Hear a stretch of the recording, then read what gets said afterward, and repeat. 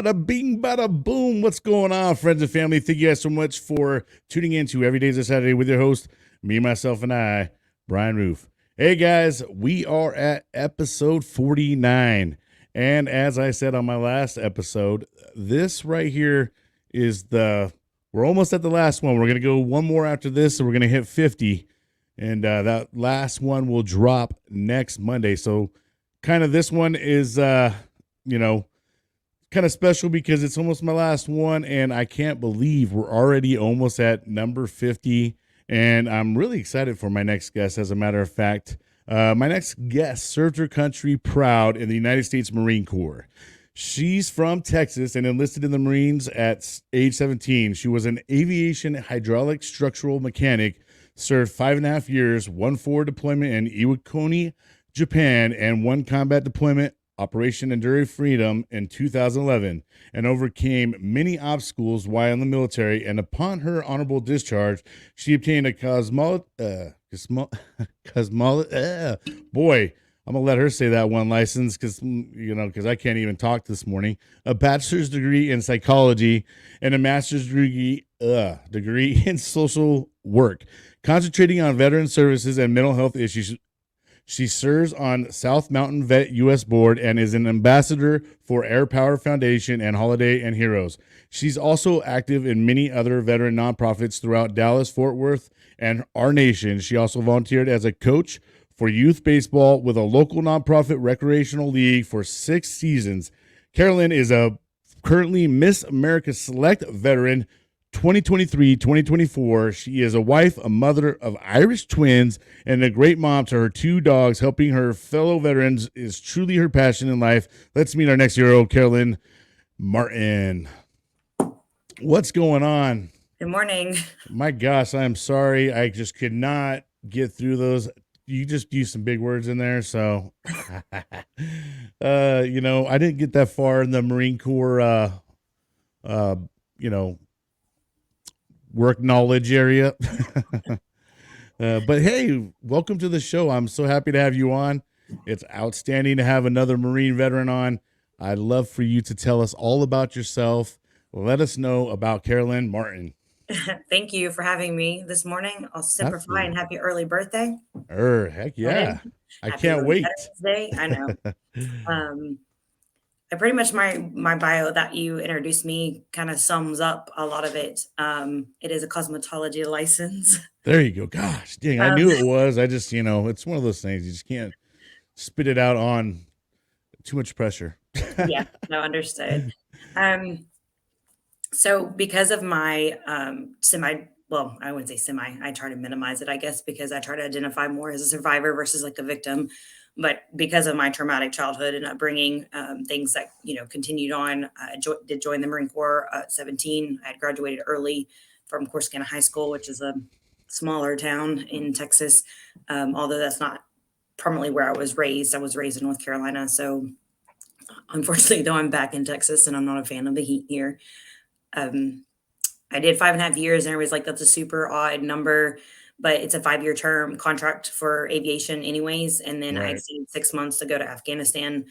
Of course, there's, Iwakuni, Japan was probably my favorite in my first duty station, but being 18 and traveling abroad was super just overwhelming to figure that out. I'd never even left like the country or anything or imagined that. So, but it was definitely a good experience, even though that's not exactly what's being highlighted in the news right now, since there's other issues out there in the Marine Corps. So I got stationed in California. That's where in Camp Pendleton. That's where I went to Afghanistan and finished everything out. And since I was there, I couldn't really decide like what I wanted to do or what I should do. And so I decided to go to cosmetology school, which was super random, and like submerged myself from being around like nothing but male dominance and growing up really tomboyish, playing sports myself, into like nothing but women and not having an idea of what beauty looked like. Like the female Marines, there's like huge props to them today because whether it's society or social media influence, that's a whole different level of embracing beauty and femininity while in the Marine Corps, which is not something myself and prior generations really had, I guess. Makeup for us was like whatever hydraulic fluid or grease got on her face for the day. I would agree. Yeah. Yeah, they definitely, and they could do their hair different now. I know that. Mhm. There's just definitely they have loosened up the standards, or at least allowed them to be more free with it at least. The You know, regulations. Yeah, I think and yeah, some of us older diehard Marines would say that, like, we're not okay with that because we do we do have this, like, idea that separates us from everyone else, so, like, loosening up those standards, that was actually one of the things that, like, why the Marine Corps, and honestly, one, that was the first recruiter that called me back, and two, that was the only branch at the time that didn't require me to cut my hair.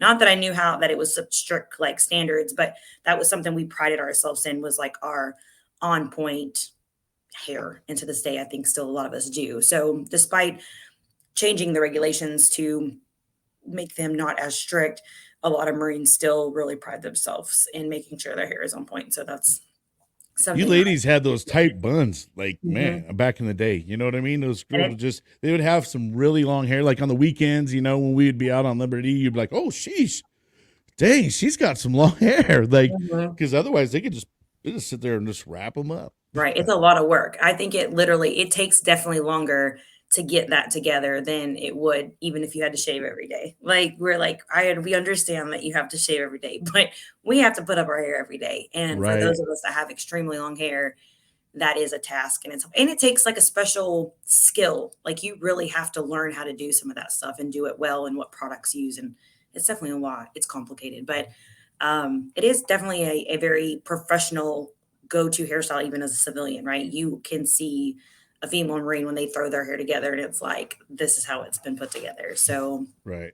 um, yes, I mean, I thoroughly enjoyed it. I didn't enjoy the Afghanistan heat no more than I enjoyed the Texas heat, but I got out, got my cosmetology license. I ended up getting married to my husband now, Trevor, which is going on 11, coming up on 11 years. Outstanding. Also a Marine. Oh heck yeah, Yeah. damn. So he got put on the HIS list when we were in Cali, and they told us we were going to Texas, which was okay. That's where his family had migrated from. He's an Air Force brat. Both his parents served as well. They were also ground support equipment, by the way, in the Air Force, which was what I was technically in the Marine Corps. So it's interesting to see that kind of come full circle. But Well, at they least had, he gets to give his parents some real shit, though. yes, he does. It's definitely a family. Got a cousin that went into the Navy, so we've got Oh, you got to be tough in this family. I tell you yes, right now. yes, you do. It's not being a Martin is not for the weak, that's for sure. But it Heck is yeah, I love it. they end up all migrating here though. So um, my husband is half Portuguese, and so then they all migrated here, and we were told we were coming to Texas. He was getting a by name request to come to Texas, but then we actually got orders. They told him he was going to Ohio, and I remember that phone call in cosmetology school, and I was like, "No, I know I'm not going to Ohio. You're leaving me behind." It's not happening. And then it changed to RS Detroit, which was worse. So, Yeah, yeah, I'd definitely go to Ohio versus Detroit. well, we went to Detroit anyways. So, and because Oh, he graduated from Land O'Lakes, Florida. okay. So the South, the beach, like we were not ready for the cold. But um, little did I know that I have extended family. My mom's side of the family is from Malta, and so that Maltese side of the family surrounds Michigan. So it actually turned out to me not be. I mean, I personally like the cold, so I'm okay with that. But it's actually a beautiful state. I had extended family up there that I got to know and see. There's still 5 generations of us alive, and so a lot of them, some of them have since passed since I lived up there. But I got to spend time with them, and they were there a lot. Like my daughter was born up there, or our daughter was born up there, so it actually turned out not to be too terribly bad. I did make some great friends up there, and but I got up there, and the cosmetology world was way behind. So I was like, well, I guess I'm going back to school, and so I went to Siena Heights and got my undergrad in psychology and child development. That's what my focus was. Being that I was pregnant, I guess I didn't really know. And then little did I know that psychology really gets you nowhere. It's a social services degree, and that's not really unless you're going to get your doctorates. That's not really you can do anything with. So um, his story on how he got out was really not what we expected. He was kind of like pushed out under some unethical things. Still an honorable discharge, but ultimately we end up having to go to Washington D.C. and do an IG request, and like it was a mess. But we ended up back in Texas. I got down here and I was like, all right, I'm working. I'm unexpectedly, expecting another child, and so 11 months later, I had my son, and and then I was like, well, the psychology degree is not going to do anything for me. Then I worked for Child Protective Services down here, which that is something you can do with that degree. And that's just really, it's traumatizing in itself being I that gotta say, yeah, that's got to be hard, especially being a mom. a mom, and I was also I mean, CPS was heavily involved in my life as a child. So being a part of that was like kind of really Triggering a little bit, some more huh? trauma. Yeah, Mhm. bringing up, yeah. Yeah, but I got my master's degree, got out of that job. And then, but in the midst of that, I just really found a like knack, for nonprofits. And in Texas, coincidentally, my late service dog, Coco, when I was in Cali, I had him trained with Next Up Service Dogs. And then when I came to Fort Worth, one of the people, I don't really know what her position was at the time, contacted me and was like, hey, there's a huge foundation there that provided grants to us. Do you mind coming with me to present them with a plaque or whatever that was that gave them to the board meeting, and kind of like as a product of, what us training a service dog for you has done for your life. And so I did. That foundation happened to be Air Power Foundation. They asked me my story, which I thought I was just gonna like stand there and talk about like my dog, and being a recipient of those services because it was free. They trained a dog I had, which is not doesn't happen with a lot of organizations, and they train us together and then certify us, and they're ADI certified too, so that is a huge deal. And so then I'm asked to come tell my story, and I'd never done public speaking and all that, and then I've been a part of that ever since. But little did I know that a lot of services that I had received for mental health, and like I did EMDR for trauma, which really helped, again, save my life during that time. Air Power Foundation was also behind the grant funding of that, and so they actually fund better nonprofits across the nation. So Outstanding. Yeah. that's how I got into nonprofit. I worked in adult probation for many years, and then I just decided this is nonprofit was the way to go. I've had a lot of surgeries, so I am 100% permanent total, and then I just resources and advocacy. I was in Pen Up for Vets in 2021 as Miss December. That was an Outstanding. absolutely great experience as well. NBC Nightly News came out and interviewed us for that, so that was really rewarding as well to make national news like that. Then I was like super Before you random. go on, like, explain a little bit more about the pinup thing and exactly what it is so people know what that is. Yeah, so Pin Up for Vets is a nonprofit ran by Gina Elise, who's not a veteran herself, but kind of took the World War II pinup themes, and they remove like any tattoos that we have, right? So it is photoshopped as far as that, or they would cover us up, right, to make it not seem like you don't want to make it like look fake or whatever. But only so you apply, and I mean I would assume thousands of applicants come through. So she really, from my understanding, she really like vets it out.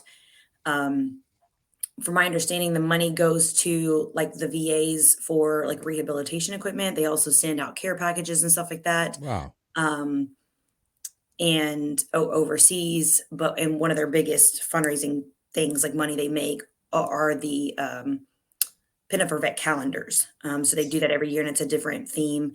I don't know who the photographer that does the calendars, but in that same year, Doug Stidham, who's also a Marine and a great friend of mine, he owns Doug Stidham Photography, and he actually did a deck of cards. So that was in addition to that, Oh, and so it's wow. 54 to include the Jokers. Honorably discharged women, female veterans, and he shot on a white background. And anything that you see in there, right? If there's like a pole on the flag, he's added into that. I think there's only 3 photographers that do that type of photography. So he was a huge. That's how I met him, and he was a huge impact on what behind Pin Up for Vets. And so it's a nonprofit. Since then, I'm not in a situation like I'm not trying to defame anybody, but I don't. There's just some political things in the background of that that I just don't support. There's a lot of MST that we deal with, and so some of that stuff has really been like the hospital visits they do. Some of us female veterans have been asked to do those visits. I personally haven't, but like a couple of them that are real MST advocates feel it really got sexualized, and that's something that we Mm, obviously are trying to stay away from. And so there's been a yes. huge like Right. uncomfortable situation with the idea of us dressing up as pinups and going to visit older veterans. I know it's supposed to be like for a good cause, but it really turned around and sexualized us. So I am grateful for the opportunity, and I absolutely love the idea of it. But that is something I personally, if it's a nonprofit, I'm not ever going to defame, the kindness behind it and what it does for veterans. But I will personally say that's not something I'm going to support. Being at MST, have had encountered MST myself multiple times. That is not something I can support. So it was an amazing opportunity, and I'm very grateful for that. I'm grateful for my friendship with Doug. Forever friendship with him. He has definitely been a rock for me as a Marine, and very loyal friend to me. But as something, that I did step away from and don't follow or support anymore. But it was a great opportunity, and part of the nonprofit stuff that I wanted to be a part of. So No, and don't ever feel that you can't talk about something, that's what everything's all about, is right, telling your story. And if it made you feel a certain way, it may not feel everybody else, but you know what I mean? For you, right, that's how it made you feel, and that's your experience. So right. Yeah, appreciate you tell us absolutely. on all about that. Now, tell us more about, I know there's more beyond that, the pinup stuff. I know you were part of other things too. So keep going. Yeah, absolutely. Then I just so I went into as that Air Power Foundation opened up, then I became a member of Roll Call, and then was introduced to Holidays and Heroes, which is also here local. And so then it just kind of expanded. I became an ambassador for them, and then really do a lot of behind the scenes work. But one of the things in between that is I was like, Texas is real big on pageants, but I don't want to compete with the woman that's been in toddler's tiara that has no tattoos and perfect bodies and stuff. So then I was like, oh, I wonder if there's like a Miss Veteran America. And there is. However, Wow. it's I know, and I was like, I'm shocked about this too, so I'm actually intrigued, and I'd love to. Yeah, I'm glad you're here to tell us all about it. yeah. So Miss Veteran America is semi like pageant. It has the sash, the crown, but it ultimately is not a pageant system. It's a fundraising, their way of fundraising and everything for Final Salute Incorporated, which is a nonprofit that supports homeless females and veterans. So that's what launched me into what I thought at the time was like pageant type stuff. And I met a group of women there, came down to like the top 10, which I made the top 10. And then there's what I think we're calling like the girl, one of the women called themselves the Fab Eight, because there's 8 of us that are really close, different branches. 2 of us, one of them is Sergeant Major, retired Sergeant Major Mayo out in North Carolina. And it was just an amazing opportunity. So one of the women who was crowned Miss Veteran America as one of the runner ups, she actually then turned around and went and found Royal Production Pageants, who is a pageant system that has a veterans only division. And so they had created it in 2022. Yes, that was the first year. And so a couple of us jumped up and we're like, we're going to do this and see how this works for us. And so we're not, it's pageant system in the sense that it's, everybody assumes there's a talent. You don't have to, that's optional. But the interview, the evening gowns, the fun fashion, Marine Corps wear, they tailored it to meet our military view, I guess, if that makes sense. And we aren't required to cover up our tattoos. Matter of fact, they make us an optional thing to compete against who's got like the best tattoos or Nice. um and so then to be around that many women, and it all be empowering and not dramatic and not drama and not catty, and just we are able to choose our own platform. Where Miss Veteran America, yes, I support, that's one of the highest growing numbers is homeless female veterans and their children, because what people don't know is the VA may have support housing, or like I'm going blank on what it's called, like shelters. They'll pay for that, but the shelters are not designed, they're not funded for women and children. So then women, homeless female veterans and their children are often unaccounted for, because you're not going to find them in shelters during the national count when they're out checking like the number to try to do the statistics for homelessness. They're going to be couch surfing, or they're going to be living in cars to protect, their children and give them their means of shelter. And so that is one of the very few places that did that. And so that's their platform. Whereas in a pageant system, you're able to have your own platform. And I chose mine to be Veterans Resources to reduce recidivism. And that sounds broad, but that way the resources reduce recidivism in mental health, in criminal justice systems, since that's what I worked in. And we have one of the top nation's veterans treatment courts here. And I think I know for a fact they just made CBS National News. And the reason why that treatment court is as successful as it is because the program director, Courtney Young, is he's amazing. And then the attorneys, the two attorneys that are defense attorneys, are actually both Marine Corps veterans. Then one of the judges that's just retired was a Marine Corps veteran. And then I don't even know if Judge Vanover he's Air Force. He may still be a JAG or he may be retired, but it's very much reduces the recidivism in the criminal justice. But that was my platform. And in this pageant system, we all are able to have our platforms. And even though the other females may not be military or veterans, we all have similar platforms and things that we can connect on. We're all there for one thing. And it was just super empowering and lifting to just unapologetically be you. And that's what I loved about it. Yes. So I lost my ass the first year, lost my ass because you really need to come out of your bubble. And I am a very conservative introvert type person. So I was like, it was very overwhelming at first, but the CEO, Natasha, was like, come back, do this again. You got this. And I was like, I had a rough. Like, girl, let the Marine out in you. Yeah.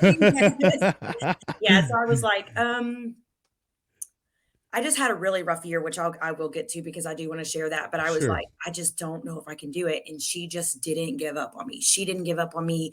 The other female veterans that were crowned the year before were like, you got this. And so I went, and not only did I go, they had the children division as well. So I took my daughter with me and I was like, this is the blind leading the blind, but we're going to do this. And so I did end up taking a national title this year. I have my sash in my lap. I was like, I can wear it. I don't want to wear it the whole time, but this is what I'll do it. So it has it just sits here, I guess. Cause it's large. And unless I stand up to see the whole thing, it shows I have a pen here and then it comes down and shows so this is our division colors. Awesome. Each division has their own colors. And then what I've done on the back is I saw another queen doing this and I'm missing some, but I take pins from the nonprofits I'm with or Roll Call, Air Power Council. And then I went to the exchange on base and I bought every single Marine Corps pin they had and I just haven't put them on yet. I will decorate the whole back with pins. So it is, with everything that I went through the last year, it's actually really coming up on a year in a couple of days. So I was just grateful that it was empowering and pushed it. My daughter took first runner up and she would have taken it had she listened, but it's overwhelming and it's a lot. And she's not a pageant queen either, but definitely more her cup of tea. She won the crowd. She was in there with her attitude and sass, which is in prima ballerina, which I was not at all into. And in supporting this, the whole point of doing it was to really take my platform to a national level and bring eyes to what I do here in North Texas. So Roll Call is a nonprofit it was originally founded by Kelly Martin and Dr. Kelly Martin, no relation, but amazing woman. And she's now doing criminal podcasts and writing cool books about cold cases. She founded that. Not a veteran herself, but her dad was a Vietnam veteran. And when I met her in the criminal justice bill, her whole office was nothing but patriotic. She never not had something patriotic on. Whole outfit, red, white, and blue, bleeds it. It was amazing. She's an amazing, awesome woman. So she created that. And then now it went from what it was to it maxes out every month at 500 people, veterans all the way back to World War II. I think we celebrated 100th birthday this past luncheon. Yeah. It's a luncheon held at the Birchman Baptist Church last Friday of every month. It's completely open to whoever wants to go. Veterans are free. They ask for a $5 donation. Volunteers, you have lunch. And it's usually good lunch. It's quick, but it's good. We had this last one was with the weather finally getting cold. And of course it's back to 80 today. It was like Frito pie chili type stuff. And it was really in Mm. corporate. Major Jessica Gross was promoted to major in the Air Force, and we're friends. And so that was, we got to be there for that. And then a veteran will tell their story. And it's usually the older veterans, but you get to, there is like this emotional picture of they do the national anthem, the pledge allegiance to the flag, and the Texas flag, which I still don't know, by the way. But some veterans can't stand anymore. And so other veterans will pick them up and hold them. Wow. And you talk about just like it'll take your breath away. And then it ends, the luncheon ends with every branch's hymn. And even if the audio is not working, dang it, there's enough that'll sing the hymn. Yeah. And I can't carry a tune in my pocket, but um, the audio was messed up, and I was like, but I know that, and I got this. And so I'm like going live and singing the Marine Corps hymn as loud as I can, which probably hurts people's ears, but that's what they do. But volunteers, if people need visits, if they need volunteers for a porch built or just you name it, that level of volunteers and what they support is just phenomenal across DFW. That kind of ties into Holidays and Heroes. Their main mission was to support the local Naval Air Station Joint Reserve Base, which used to be Carswell. But they are what they do is any active or reserve families assigned to that base, or now it's kind of been broadened as long as they're assigned to DFW, because we've got some Army commands in Grand Prairie, I think, that they get Christmas. So sponsors, not only do they like raise the money, but then there's sponsors that they apply. And this year I kind of took them from lots of paperwork, all electronic.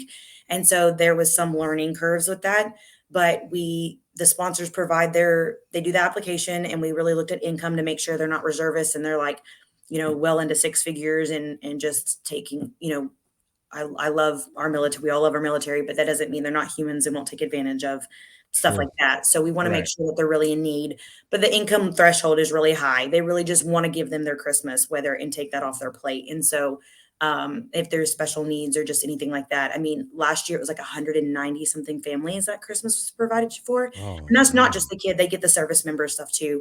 Caliber Collision is a huge supporter in that. They take this year, I think they took 15 families.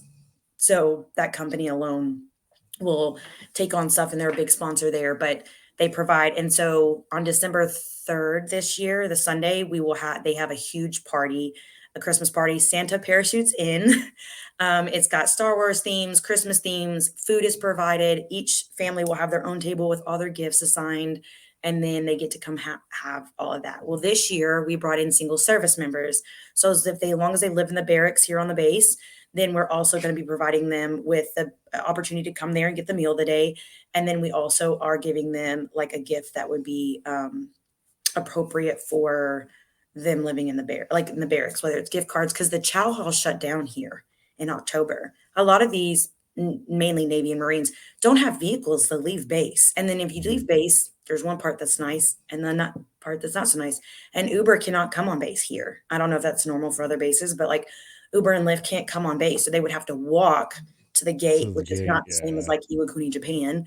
You're walking and then not have a chow hall and not have means to food. I mean, the base still definitely is different from like my experience with other bases. It's very, I don't know where I'm going, looks, abandoned in some areas.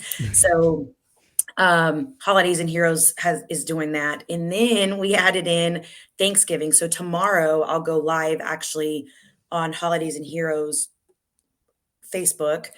We are doing the boxing event. So Tarrant Area Food Bank, accumulatively, all the ones I've listed in Fort Worth Air Power Council, which is a civic organization, Air Power Foundation, they all came together and raised money. And I think they will feed approximately 500 and this can go to veterans and active reserve.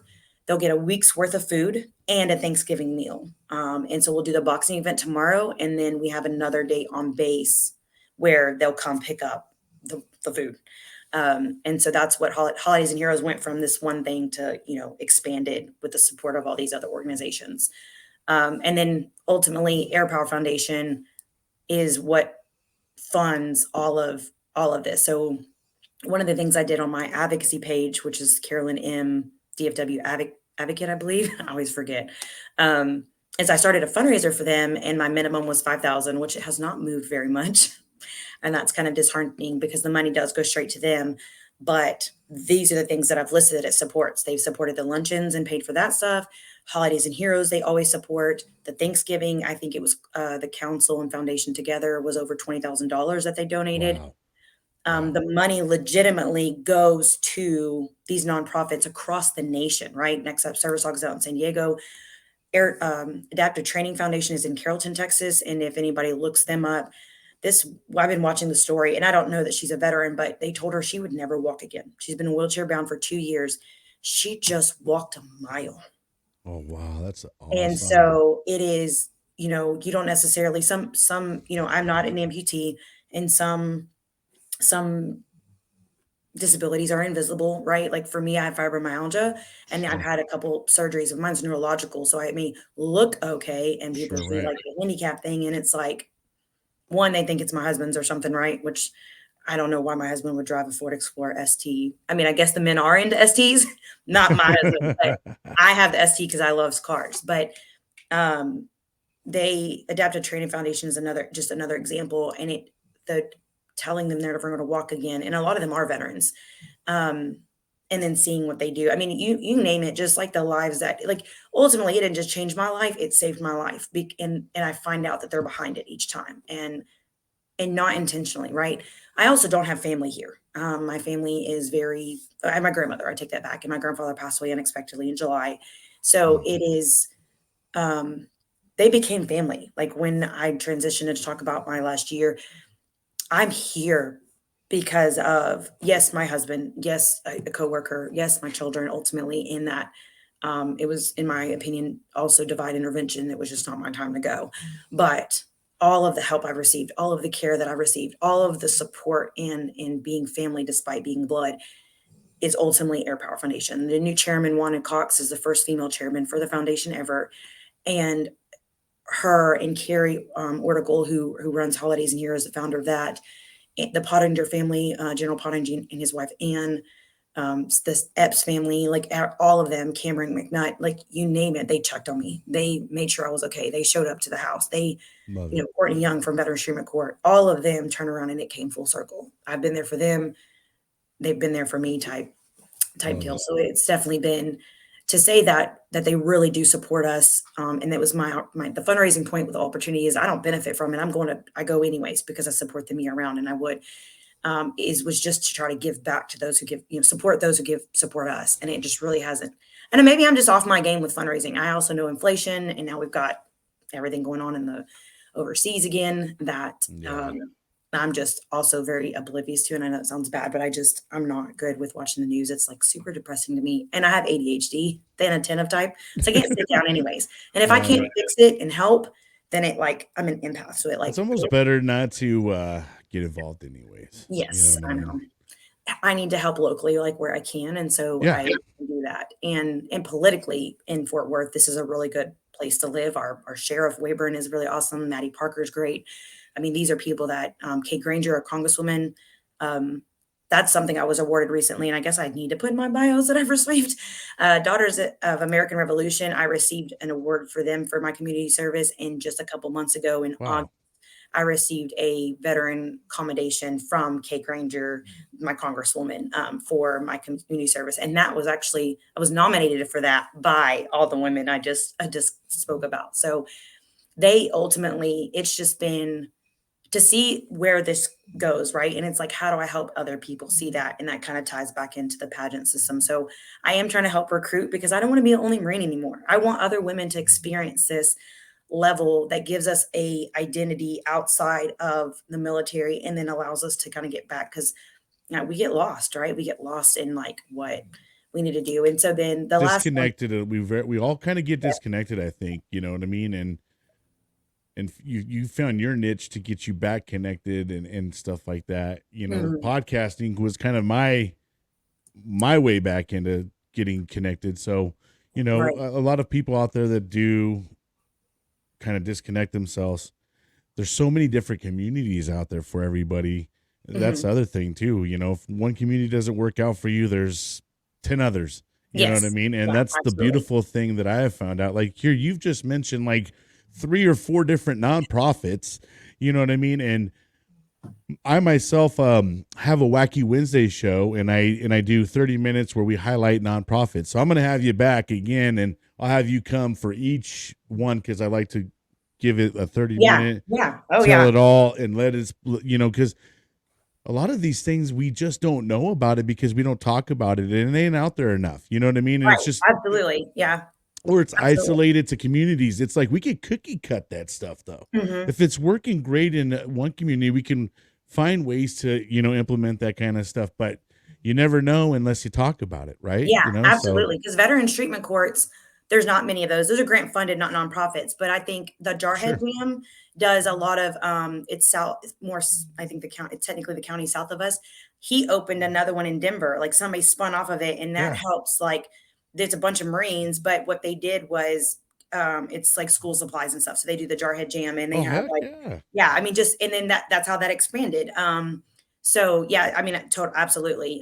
Definitely trust me, and I've got a shirt for each one. So it's like a shirt, a hat. Perfect. Um, Yes. so with that though, Air Power Foundation, what they do, they raise money throughout the year in the civic organization, which I'm a member of, helps with that. They do the fundraising and stuff, but is we have their gala every year is Skyball, and it used to be with American Airlines, and now it's with the Texas Rangers, which congratulations for the World Series. Everybody deserves theirs. I'm a Dodger fan, but I recognize that. But Texas Rangers is the partner this now, and so the past few years it's been on Globe Life Field. It's on November 16th. And I think there's close to like 60 new kids. I say kids that'll enlist.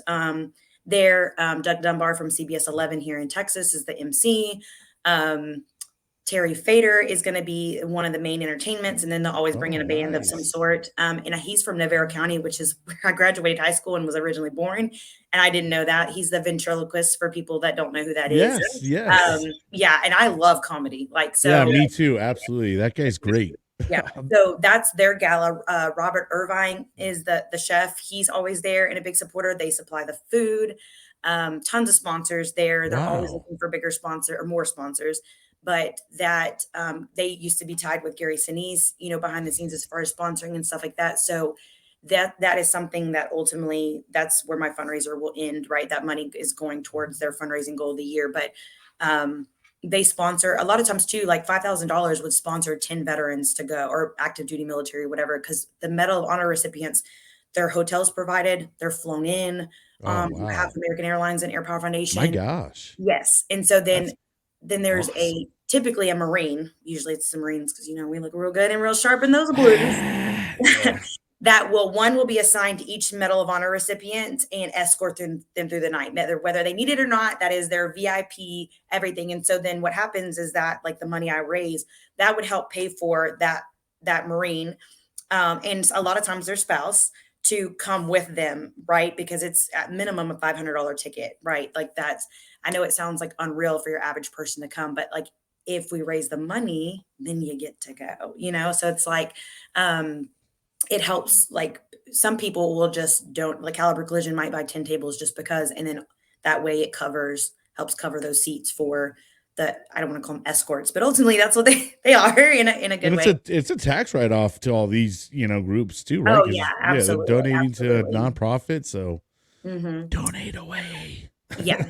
So we will, but yeah, we can definitely focus more of that on a Wacky Wednesday, but it's coming up. Yeah, And for so I just sure. wanted to hound that in on November No, 16th. I'm no, excited this to this go is your live with opportunity to that. talk about it, plug stuff in. Yeah. This is yeah, I love Yeah. it. So ultimately, I mean, it really has come down to that. So to kind of tie into what this last year looked for me is that I've just always done all this stuff and I've gotten treatment and I've always focused on my mental health. However, and I had a great psychiatrist for once that like he was amazing and everything seemed to work okay. So they knew the VA, Fort Worth VA knew a year in advance that the psychiatrist was going to be leaving. In addition, I think another psychiatrist was also retiring. And so he helped us prepare for him leaving and us to transition. So I believe I saw him in September was the last time I saw him in of 2022, and he had prescribed another new medication for ADHD because I had been off of any type of ADHD medication, be waiting to know if I had what they call Ehlers-Danlos syndrome, and you can't take a stimulant. while you're doing that because it could It affect does this, like, yeah. opposite effect, yeah. Yeah, well, I mean, it can affect your heart, and Ehlers-Danlos Oh, syndrome can have a lot of, like, really underlying, like, issues, and so right.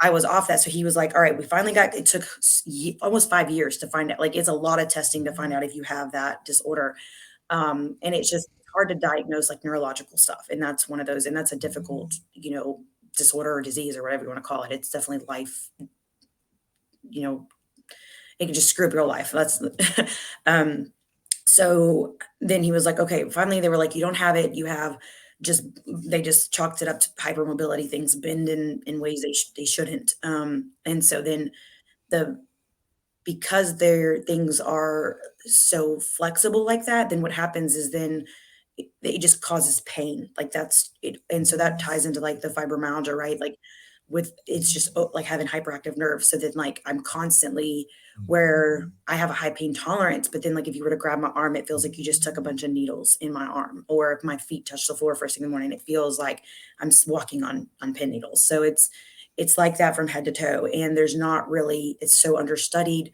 and hard to diagnose and like why, like what's going on with that. So he put me back on the ADHD medication, and 30 days in, like you had, since it's a controlled substance, you have to be able to get it refilled. You have to call, whatever. Well, they were like, they didn't, all of his patients, we had no new psychiatrist, nobody to call, nobody. So they're like, well, we're going to send you to community care. We don't have the staff. We don't have this. So then I'm like, okay. So I run out of medication, and then I'm not getting even my other medication that I'm on. And with ADHD medication, fine, whatever, no big deal. You just kind of fatigue, suffer from whatever. But other medications like SSRI, stuff that messes with your serotonin, that's mess with chemicals. The reason why they have those long list of side effects that could, include, suicide ideations or thoughts and behaviors or whatever, and do A, B, C, D, and E. What they don't discuss with Cymbalta, which is one of the medications I was on, is that you just up and stop that medication. I mean, there's all kinds of things that can happen. For Oh, me, then I couldn't get into community care, and then they want to do all this other different stuff. And so I finally saw somebody in community care, I think like a month after that, but there was no evidence that I was ever properly tested for ADHD, which I was. It just wasn't sent over because when they send you to mm, community care, they don't send you the records. So then they were like, well, we can't do A, B, C, D, and E. And I'm like, okay, well, I at least need this other medication. Well, I didn't get it. I had been on short term disability from work because I had a secondary surgery on my right arm in June, and I was still struggling to use my right arm. The first right rib is gone, and I have like what they call thoracic outlet syndrome. And they were supposed to like removing the right rib was supposed to help. 5 years later, they cut the pet minor. It's ultimately like I lose my pulse, I can't grip, I can't squeeze, oh, my hand's swollen, and it's like constant. Like it's really bad. Like that's why I don't have my wedding ring on or anything, is because it's super swollen, like the whole arm, and it pinches the nerve brachial plexus under here all the way through. And so I can't use it. And thankfully I'm ambidextrous, but I'm still prominently like right hand dominated. So I was off of work, and it was just it didn't the secondary surgery to help was not working. So I went back to work on like November 8th, I believe, after being off since May. Um, I was having all these medication issues, like not getting them, not being able to people give me answers, just they were just pushing me off to somewhere else. I remember on I didn't know at the time, but on November 11th last year, which was a Friday, I called into work and I told the supervisor like I wasn't doing okay and I was going to go to the VA. I remember it raining, and I remember driving down to the VA and then realizing it was Veterans Day. I had already started disassociating. So from that point forward, how I got home and some other things that led through the weekend are very just, I can't really remember the holes. So at some point, there was a welfare check on Friday, and my husband had come home early. My kids had gone to the grandparents, which are a mile and a half down the street. Um, and they all went there Friday. And I remember being alone on Friday. Like, mind you, from their perspective, I just had lost my mind. And this is just me being crazy. This was under no, like, nobody really knew, like, what was going on. And there was this had started to affect my life and my marriage and everything anyway. So it started to really go downhill. And so it's kind of like my husband's like, I'm leaving, I'm taking the kids. And being that, like, I had such a traumatic childhood, that was very triggering to me because my children are everything to me. I didn't have the greatest mom, and I've always worked really hard on my mental health to do the best I can for my children. So to take them away was like, you take them, you're you're taking like my only reason for living at this point. So um, I don't really remember Friday. I don't remember a lot of Saturday.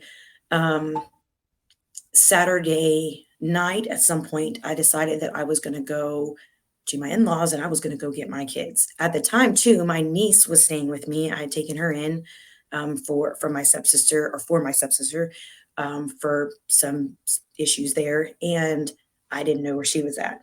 So I had on the way there, again, it's only a mile and a half if you drive.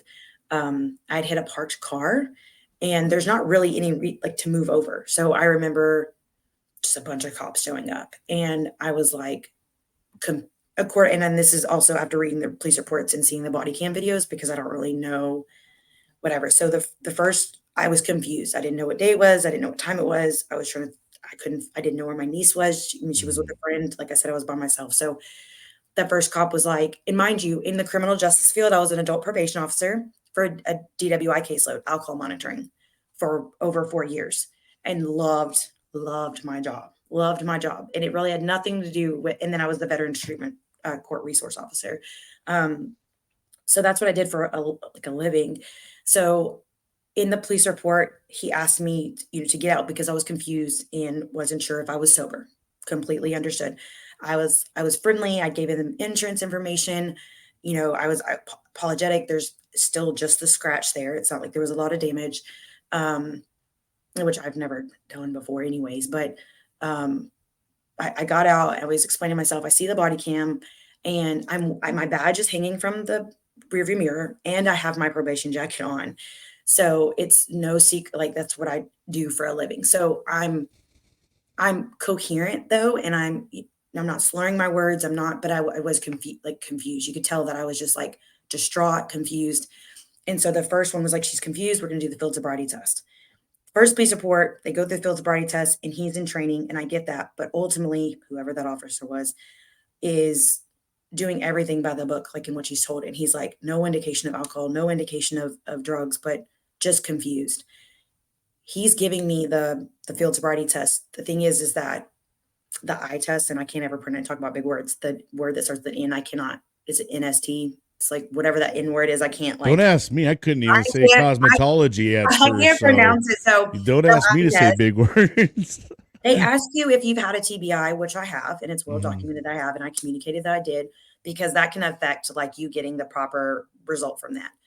Mind you, most officers in Texas, and I don't know if this is across the board, but most officers, they do not have breathalyzers on them anymore, which I think is shitty because in this case, you'll see why. So there's no, even though I'm cooperating, there's no way to test me on the spot if there's alcohol in my system, which I don't drink. Like I hadn't had alcohol in years because of the medication I was on, and everybody knows that. So he's doing it. He's like, "Do you have a TBI?" And I'm like, "No." So I do the eye test. The officer states in his report that I passed the eye test.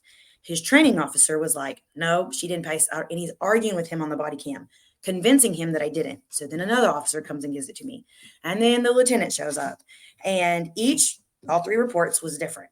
Again, I said what the first one did. The second one's like, I smell alcohol, this alcohol, that alcohol. The third one was like, with my experience, alcohol, most likely drugs. I explained to them the list of medication I was on. Like at this point, now I'm scared. I'm having anxiety. I've never been in trouble in my life. Absolutely never been in trouble in my life. And I am terrified.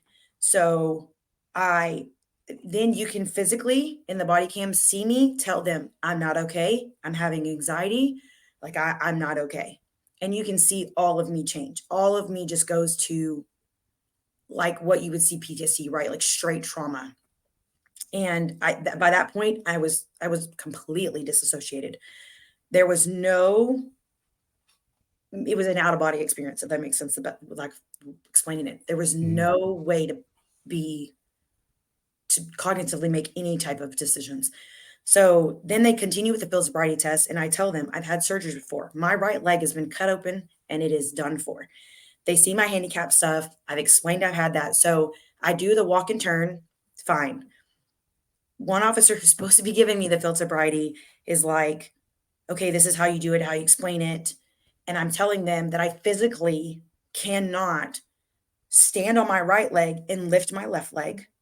At the time, I don't think I think I had just gotten the new service dog, so he was still a puppy and still was not what he's trained for mobility, and so he braces my right leg now. Otherwise, at 34 years old, I would have to walk with a cane or a walker because it buckles.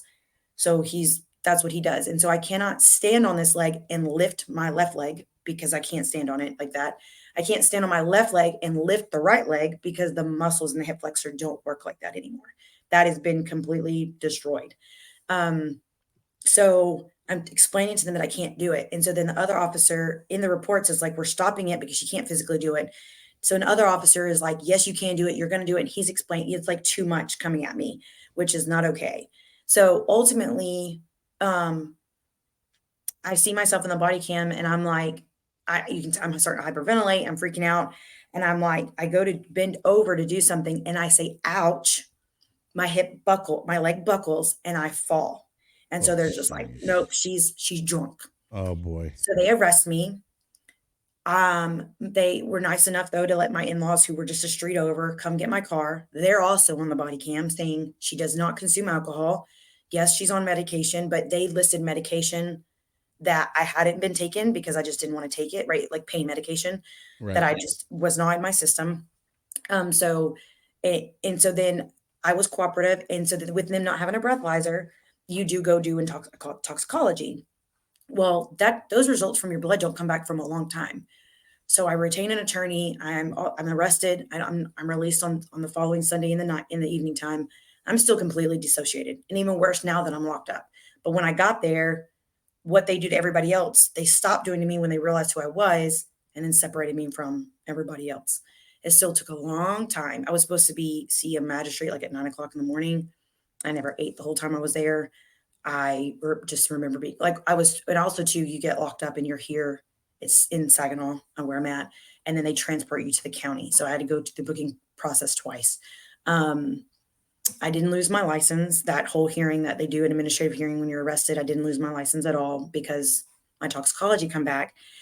And in Texas, legally, if you even have Tylenol in your system, they can file the case. So the case gets filed regardless. But I'm sitting here freaking out. There's not a drop of alcohol in my system, none. But because there's any medication to include Tylenol, because it said acetaminophen, then they can do that. But when we did the driver's license hearing, they're like, this is over and done, it's dismissed. I think I went to court 4 or 5 times and just sat there to be What a reset, waste of time. reset. It finally gets dismissed, not dropped, not expunged, not dismissed.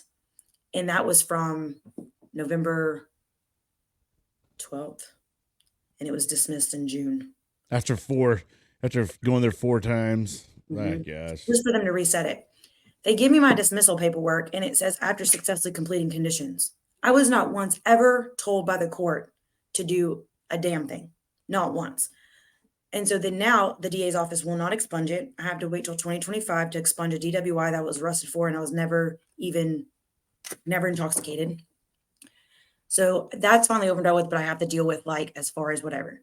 So then what I can only briefly go into because there is legal stuff going on with that as well is that um so then on Sunday after getting home, not shortly after that, I was prescribed Xanax, and I'll be completely transparent. I was supposed to take 3 milligrams a day for years, and not once did I ever take that level of Xanax ever because I didn't need it. And they also increased it to offset the symptoms of the ADHD medication because Mm. it'll cause me anxiety. So I never took that level. So it's well documented that I've never had like a drug abuse problem or anything like that. You would have those pills were supposed to last me 90 pills are supposed to last me a month and it would last me almost 3 months. And then before I would refill my prescription. So, um, but because of that, then in my possession, I had an excess of Xanax and my kids are not here. I'm home by myself. I'm disassociated. And I was like, that's it. I'm done. I unknowingly like wrote they have little kids messenger Facebook things. So I like unknowingly wrote them, like my son is amazing at baseball. And that's, I know one of the things that I didn't really cover is that's also a nonprofit. I've been coaching for 6 seasons. Love everything about it. It's 8U boys. And I am proud to be one of the few female, there's only 2 female coaches in that whole baseball over here. And we swept spring with 2 championships and then did damn well this, but that's something me and my son share a lot is the baseball and I love it. And so at the time I unknowingly sent them messages telling them we're going to be great when they grow up, that I hope he becomes, a baseball star. Um, and then just to know that I love them. And then I just took 26 and a half innings. Mm. One of my coworkers, Jennifer Kozlowski, lives like 30 minutes away. And she was like, I was texting, calling. Everybody was like, no, nothing made sense. At that time, though, nobody did a welfare check. No, nothing. And so it's hard for me to take medications that I have to now because I vividly remember all of them being in my mouth and telling myself that it's going to be okay because I'm not going to be in pain anymore. And there's this huge stigma that people commit suicide because they're cowards. And people don't understand that when it gets that bad, when it truly gets that bad, you're only thinking, especially an empath like me and somebody who's like far from selfish, is you think you're more of a burden to everybody else at this point. It really has nothing to do with me. It has to do with the fact that nobody else should have to live with somebody like me. My children shouldn't have to be raised by a mother that's not okay, that's been arrested, and I'm at home by myself. So my coworker flies here. My husband meets her here. They kick in the door and they called Saginaw PD again. And so I was detained and taken to the county hospital and then admitted to the psych ward. What's shitty is on my discharge paperwork, they just put drug overdose. Well, you're not admitted to the psych ward for just a drug overdose. I mean, it was for suicide ideations or for a suicide attempt. That was super traumatizing in itself because that's a scary place to be, by the way. And I remember a nurse telling me, like, you're going to be okay, cleaned off one of the seats because you just are in these like lounge area, this big area where everybody's just held. There's no beds, there's no nothing. Everything's stripped from you. You're not allowed anything. You got some paper scrub things on and some socks and a blanket. And I remember her putting me in this chair next to the window. I didn't eat the whole time. They kept checking my blood pressure because obviously it had plummeted with having that level of plus whatever else they did. I mean, I don't remember. And I was there for a couple days. So mind you, I didn't have my cell phone or anything. Anyways, there's a policy at work. You're supposed to report that stuff. And ultimately I lost my job, and that's despite that situation. And so again, that can't like talk too much in it because I did reach out to an attorney and we were in the middle of that. But then it's just been a healing journey from that point forward. And it has taken me a long time to, one, find out that in community care, they then did this thing called gene site testing where they swab your mouth and show you what medications you can and can't, like what you can and can't take. And even if they're in the green, then it still might be a trial and error, which it has. But most importantly, it shows you what you shouldn't take. Cymbalta is one of those. So I'm like, if this is something that's out there, why is the VA not using this for us veterans? Why are we trialing and error these medications and then putting me on something that ultimately has not made me disassociate once, but twice in the past and not know? And so here I am thinking, people are thinking I've got bipolar or borderline personality disorder and all this other stuff. So I'm still in community care. And they just manage my medication, and I'm not on any of the medications that I used to be on because those were all in the red and stuff that I shouldn't be taking. And so those have now become pretty stable, I would think. But the one, I do have a psychologist at the VA, Dr. McKinley, and we're doing dialectical behavior therapy. I was not diagnosed with borderline personality disorder.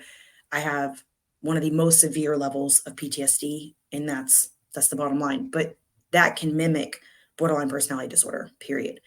And dialectal behavioral therapy, in my opinion, and if you look it up, can work for anybody in everyday situations. Like it's very, very much an emotional regulations, mindful regulation stuff that I would encourage anybody to do. And so one of the things that's I think really benefited me is that Dr. McKinley stays on top of me. If I miss an appointment, she's like, "Where are you at? Why are you not here? What's going on?" And pick up the phone and call me. Just like, "Oh, veteran missed the appointment. Oh," Right. Yeah. and writes it off. And so Makes it more personal. yes, and it also then it also if you don't sometimes need that lift and that push and that like continuing like you got this, you can do this, like following through treatment is most important to get you where you need to go, like be. And so that's been kind of like it was just rough, obviously going into the new year. I decided to come back and coach this spring, and like I said, we swept that season, and I was in absolute tears. My assistant coaches, one of them's a Marine veteran too. We all just really click. Our kids have been, together for some time now, and I was in tears, and I was just like, "This is my purpose. This is my."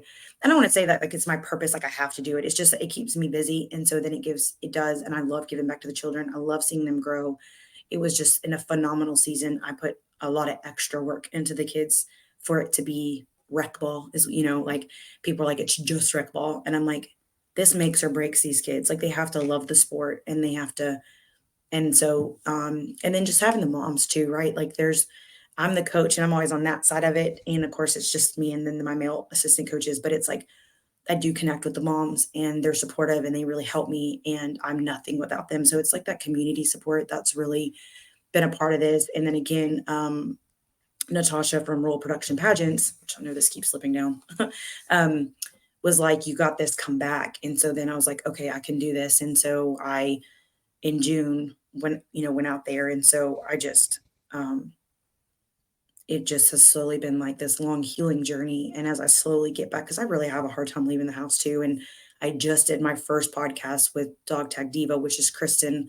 I'm Yeah, probably Kristen Leon. yes. Yeah, Okay. So yes, I met Lady her with Veteran. Miss Veteran America when we competed in Miss Yes. Veteran Oh America. yeah, she's awesome. And so then when I reached out and was like, I need to talk about this, I need to talk about it because I know that it's healing for me.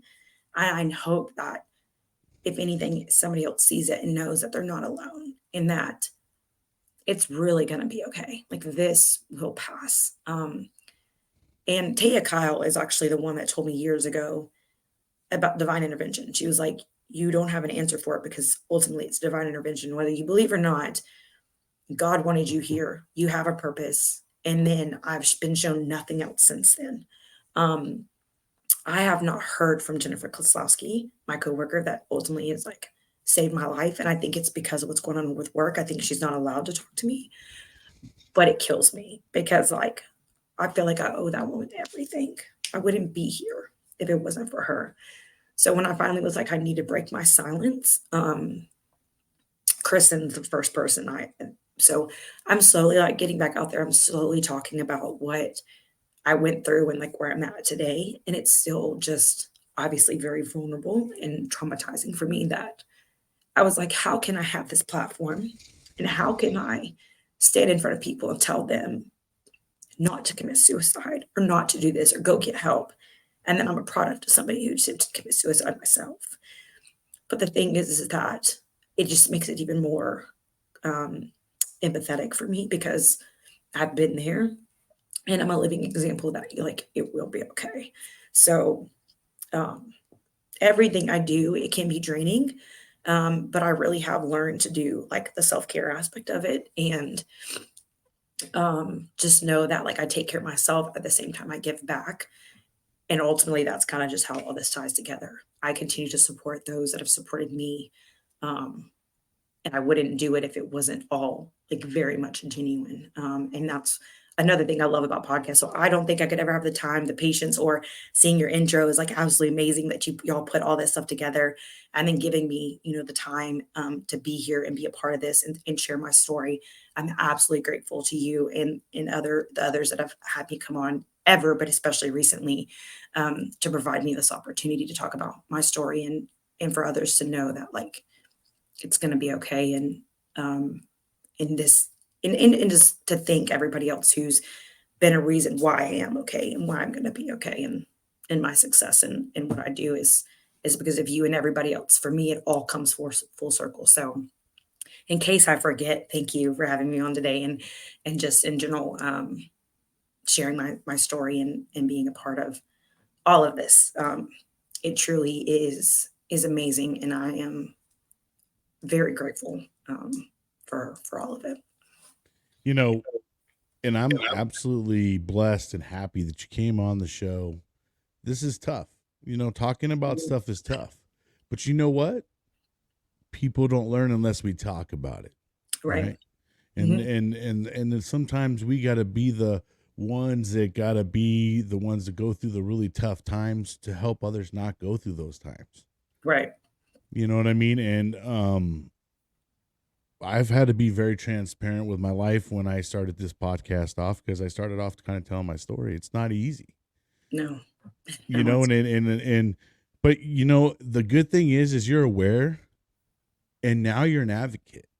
And mhm. and even though you'll probably be healing for life. Healing is every day. We heal every day, and we Right. learn stuff every day. As long as we allow ourselves to. Um, but you know, talking about it each and every time, I imagine that it gets a little easier and it helps you. And then you're probably telling a little bit of more of the story each and every time, Hmm. and you feel more comfortable telling it, because now you're telling it, and now it's something that others can learn from. You know what I mean? And Yes. and realize, because you weren't successful in trying to end your life. So now Hmm. you get to see the flip side of all the things that you would have missed, all the things that would have never happened for you. Hmm. Now you're living it, and it's not done yet for you. You know what I mean? Yeah. This is just a start for you. And you're a freaking Marine, and you're a badass.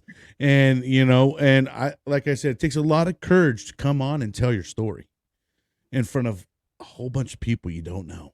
Right. But Yeah. Absolutely. you know what? Be proud of yourself. And you know what? I'm proud of you too. And I'll be here cheering you on. You're a sister in my heart. And you know, I'm all about just cheering on my fellow brothers and sisters. I love seeing you guys do great. I love seeing great things come out of bad situations. Hmm. You know what I mean? And I'm not a product out of great home, of great life myself. But you know what? We have the opportunity to live life instead of live life dying. You know what I mean? So, Right. and you're just you're a great advocate, especially for the female community. And let them know it's okay to talk about it. Hmm. It's okay to not be okay. It's okay to show some tears. It's okay to have emotion about stuff. Right. Yeah. So many times we're like, stop crying, just deal with it. You know what I mean? But I'm saying, no, let it go, man. Let it out. Mhm. Let that stuff get out of there, and let other people hear about it. So maybe you can save that young 20, 19, 18-year old, or even, teenager who may be going through some things in life, and they just happen to come across this podcast, and they just, wow, wow, Right. what she said really resonates with me. And then maybe you just give them a little small tool that helps them kind of mitigate and get out of something they were going to go down. Hmm. Yeah, yeah, because I know it's, like, weird because I used to have to look up the Tarrant County Medical Examiner's website, and it's public when people pass away here, especially if there's anything else involved, and when I was scrolling through looking for, unfortunately, somebody who committed suicide, at a, like, jujitsu training place, for my brother-in-law, I typed in, like, type of death for the month, and out of the 25 days, there was 23 suicides just here in Tarrant County, and then I'm looking at the Wow. ages, and I'm like,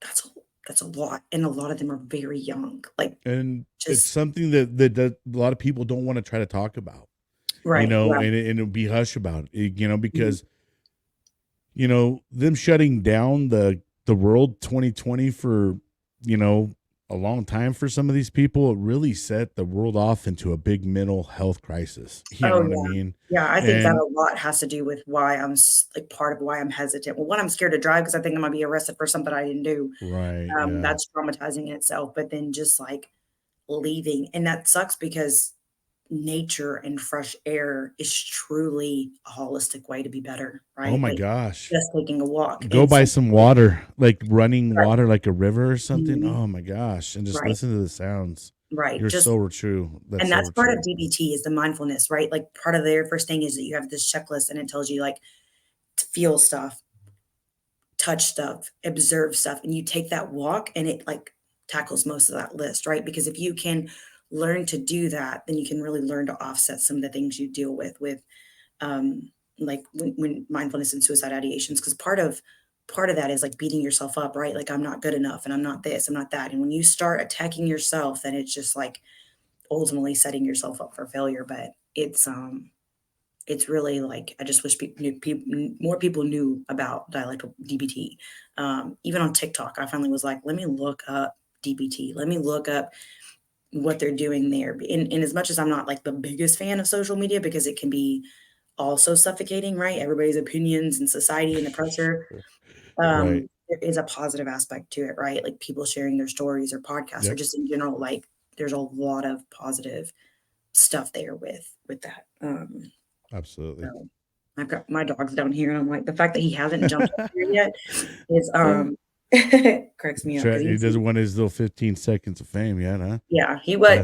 well, last week, on the podcast, he did at the end, he Yeah, got I did. I watched that with Donald Dunn. Yeah. yes, yeah, Yeah. he got up here, he's a good boy. He definitely chocolate labs, people are just like, "Why would you service dog right?" And I'm just like, "Well, I connect with labs, like, I don't know why, like, I love them, and that's just was my first dog, and I've kinda gone with that." And he's actually, if you would have seen, he's 4 generations from my last lab, and Holidays and Heroes, the founder and another, very generous woman, when I flew out to get him, paid for him. Otherwise, I wouldn't have been able to afford to get him. Wow. But it was That's important to have awesome. that lineage, I guess, for me. Yeah. And he just happens to be so AKC wise, it's When Worlds Collide. My old coworker or former coworker, John English, who's a writer and probation officer, helped me do his AKC name because it just came up like that. But um, ultimately, it was because Bonnie and Clyde. I just like thought it was a cool name. Um, but that's another thing, like, they paid for him. And he wasn't cheap. Um, they paid for him and having him, like they're hyper. They are one of the more hyper colors, but if I am in bed all day because I decide to be in bed all day for whatever reason, then he's in bed all day with me, right? Like, he's not supposed to be, but good thing my husband doesn't watch podcasts, so he's not supposed to be, but my husband's stuck in Colombia right now for work, and I've been almost 3 weeks by myself with my kids, and so it's been a little rough. So I've been doing it on my own, and but it makes us appreciate. We are definitely doing better, and he's really learned and been real supportive of things that have gone on, and understanding that it's a lifeline thing, right? Like, it's being in remission for cancer. I don't want to minimize anybody's cancer, but you are right. You're in remission, and anything, anytime could be triggered and spiked or whatever. And it's how learning how to live with somebody who's had such a traumatic thing. And so my in-laws have really also, after seeing that and learning that, like, I didn't do anything intentionally. I was not in my right state of mind. I'm a malicious person that just went off the deep end. It was just unfortunately a product of my environment. As much as I can continue to work on it, it's still there, right? Like, it's still always going to be there. And it's like being in remission. And for that to click and hit and him be educated on that, it's been really life changing for both of us to understand how to support each other and how to make sure that we don't ever get there again. And so he's definitely been way more involved and supportive and attentive to that. So it's Outstanding. Well, he's a Marine, you know what I mean? So yeah. he should be able to hack it. Yeah. But is there anything else that you would like to share? Any last thoughts? Like I said, I really appreciate you coming on and telling your story. It is not easy to do. It definitely takes a lot of courage, especially when you go through a lot of traumatic stuff. And but the great thing is you're doing so many great things, and you're on the flip side of it all. And Mhm. I'm excited for you, and I love to have you come on Wacky Wednesdays. It's a live show I do, and just have you talk about those nonprofits. You know what I mean? So we can Yeah, get them out absolutely. there and get them in front of the masses. But any last thoughts? No, just again, thank you so much for providing this opportunity for myself and other veterans and anybody else in general, for all you do in the podcast world. I know it takes a lot. There's a lot that goes behind it, and there's no minimizing that. Just absolutely thank you for allowing me to share my story and supporting me this, reaching out to get me on and being patient with my tardiness. That Oh, is, no. the Marine Corps did not teach me. I was like, where's she at? It's It wait did not. 15 minutes early. You're late. 15 minutes late. No, I'm just Wow. That is punctuality is not into, I'll be completely honest, like the fact that it's been hard to commit, right? To get to appointments, to get to actually yeah. come through stuff has been part of this. I'm kind of bad at it myself too. I The mentor understand. did So not teach me that, and the trauma has really set me because I get anxious and I'm like, okay, breathe. You can do this. Everybody's like, you do so well when you speak and you do that. And I'm like, if you felt the inside of me, if you knew what I went through before we did this, you would right. think I was gonna croak, but so just thank you so much. I mean, just ultimately for supporting myself and other veterans and allowing us to give us a safe place to be unapologetic. And that's the biggest thing with the pageant is those women in this production pageant company, some people are like, oh, it's a racket or it's this or that because you do pay to participate. But they one thing they have taught me is to be unapologetically me. Yeah. And Right. that has been one of my biggest things. I'm so worried. I'm such a people pleaser that I'm so worried about like how am I gonna, what are people gonna think of me? And I'm like, Right. no, this is So my life. Let liberating me when you have it stop that though. right. It is. And you provide us a safe space for me to be unapologetically me. And I just want to thank you for having me Absolutely. today and for this opportunity. And that's all I've got until we're ready Hey, to and Coffee I'm always Wednesday. here. If you ever want to jump on, you just tell me, hey, I got some cool stuff to share. Boom, come on in. You know what I Okay. mean? You're always welcome. You are a sister of mine. So, like I said, I appreciate you coming on, telling your stories, and hope you have an amazing rest of the week and Yes. stay out of trouble, You Marine. too. I will. Thank you so much. Thank you. All right, friends and fam. Well, that wraps up another one. And like I said, this is number 49. And we're about to finish off the last episode, number 50.